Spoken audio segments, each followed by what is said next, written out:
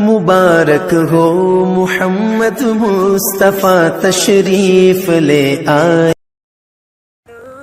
تمہیں کسی میں کچھ نہیں نظر آتا، کلمہ تو نظر آتا ہے نا، اسی کی قدر کرو۔ میرا کزن تھا، فوت ہو گیا، اس نے زندگی میں وہ نمازیں پڑھی جو اس میں پکڑ کے میں کہا بھائی خضر آنا نماز پڑھی، بس اس نے یا عید کی 2 نمازیں سال میں، یا وہ نمازیں جو میں پکڑ کے کھینچ کے لے گیا۔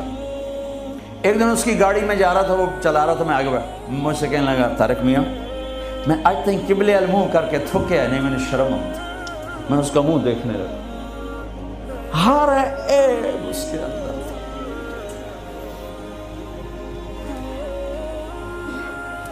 طارق میاں میں کدی قبلے المنہ کر کے تھکیا نہیں، میں نے شرم آتی۔ پتہ نہیں اللہ کو کون سی ادا کسی کی پسند آ جائے۔ عیب نہ دیکھا کرو، خوبیاں دیکھا کرو، اچھائیاں دیکھا کرو۔ محبت ایک جادو ہے، جادو سر چڑھ کے بولتا ہے۔ چپ رہنا سیکھو، چپ رہنا سیکھو۔ ایک واقعہ ہر جگہ سنایا، یعنی آخری بیان ہے اس سفر کا، اسی پر بیان ختم کروں گا۔ ہماری ایک دھوبن تھی ماسی شریفہ، ماسی شریفہ مشہور ہو گئی پورے برطانیہ سے۔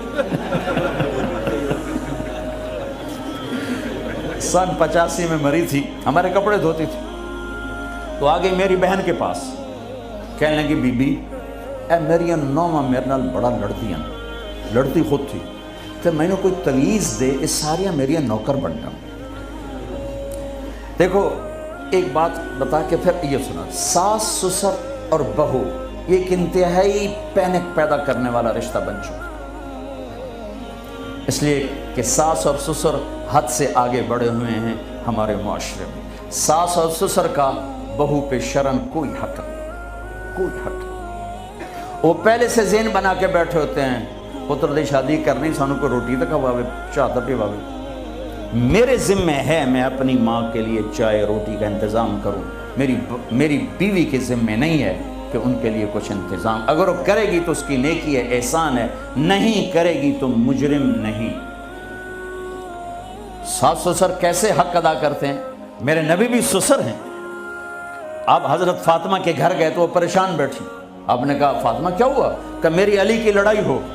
اب جب لڑائی ہوتی ہے تو بچی کے ماں باپ بچی کے ساتھ، لڑکے کے ماں باپ لڑکے کے ساتھ، اور دونوں طرف سے گالم گلوچ، پھر مقدمے، پھر طلاقیں۔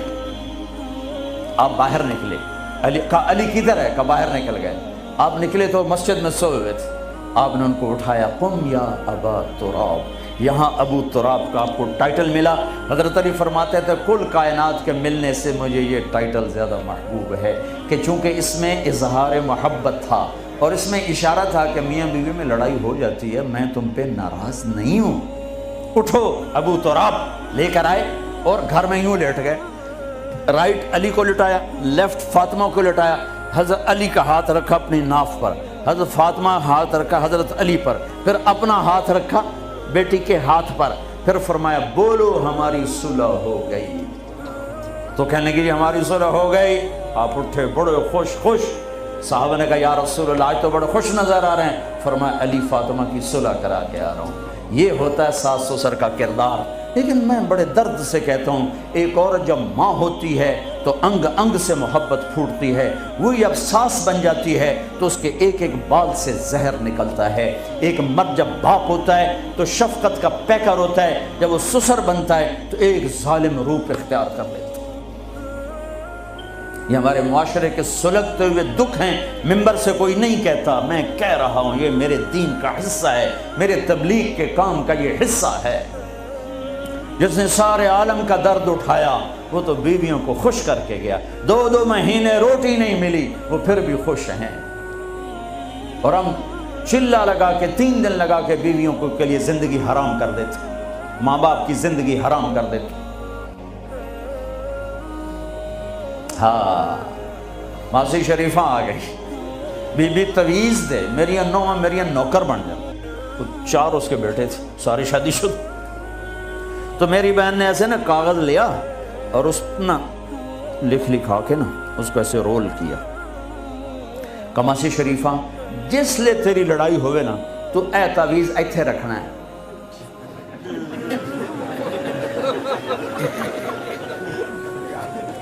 اینو تو ڈگن نہیں دیونا، جے اے ڈگ گیا تو تیری لڑائی نہیں مکتی۔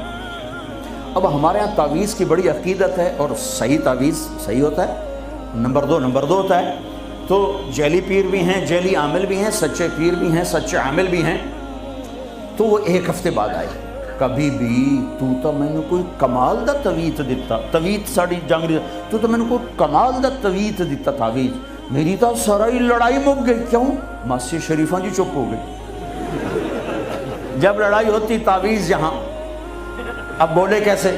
بولے تو تعویذ گرتا ہے، اور نہیں بولی تو لڑائی ختم ہو گئی۔ تو آج سفر کا آخری بیان ہے، یہ تعویذ میں آپ سب کو دے رہا ہوں۔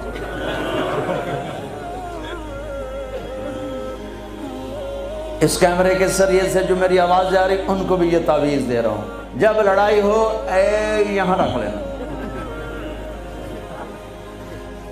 انشاءاللہ محبت ہو جائے۔